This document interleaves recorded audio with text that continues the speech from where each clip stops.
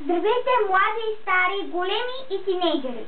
Вие гледате най-новото шоу, излъчвано само в YouTube, шоуто на VTV.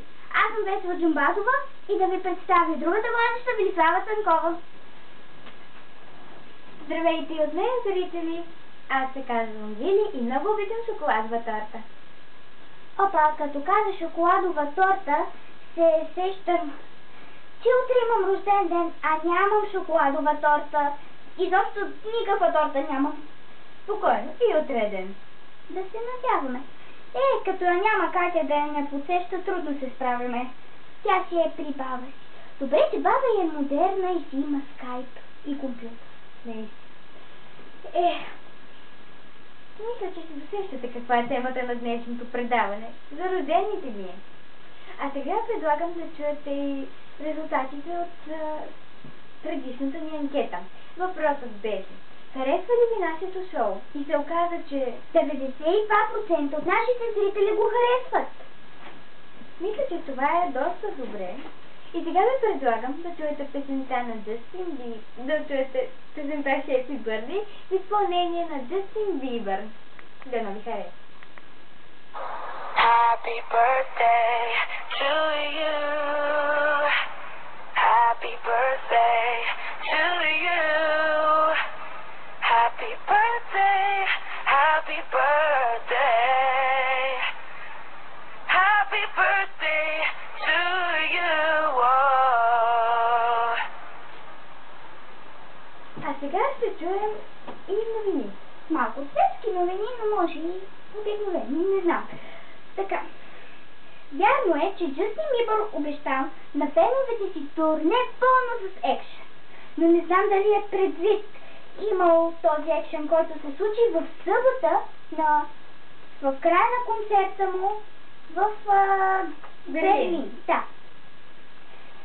Тогава поканил майка си на сцената, за да честити 35-ти рожден ден, като пяли песента Happy Birthday и разбира се имало и торта за всички, на която тя си запалила косата. Добре, че няма много големи последствия.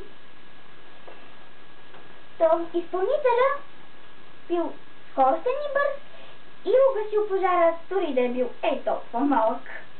Няма значение, важното е, че дърнявата все пак е спасител. Право. И така, следващата новина не е светска, но е свързана пак за рождения ден.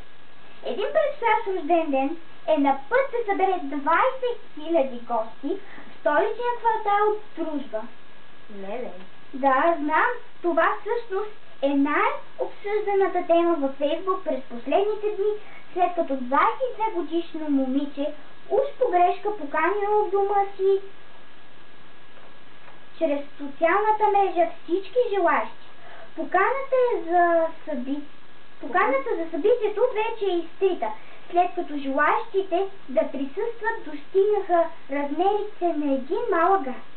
Най-масовия рожден ден в българската интернет история роди специална песен. Но за жал не сме я чували, иначе щяхме да я съобщим и да я пуснем. Да. Те май казаха по новините, но ще се потърсим пак. Доста души възнамеряват да отидат на рождения ден, дори и не кани. Но всъщност някой е решил да се пошегува и на адреса няма никакво такова момиче. Стига толкова новини. И мисля, че дойде ред и на нашата анкета. Тоест, анкетата за този епизод. И тя е: харесвате ли, обичате ли да получавате подаръци? Да, то може да се каже и харесвате ли?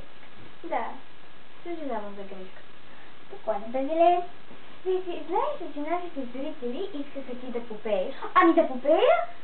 Но коя песен? Времето ни свършва, май ще се наложи да попееш следващия епизод. О, много жалко. Да. Поне ще се подготвиш. Аз и сега съм подготвена. Няма нищо.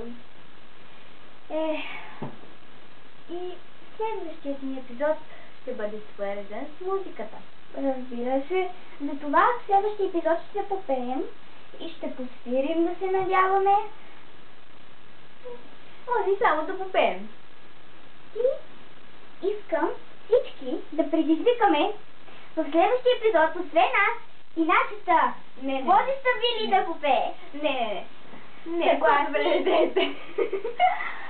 Десен, тя пее много хубаво, но е много притеснителна. Само да не ме набиеш. Ще се постарая. От мен довеждане, защото бързам да купя торта. Забравих, утре имам рожден ден. Да, вече. Това беше всичко от нас, драги зрители. Ще се видим в следващия път. Чао!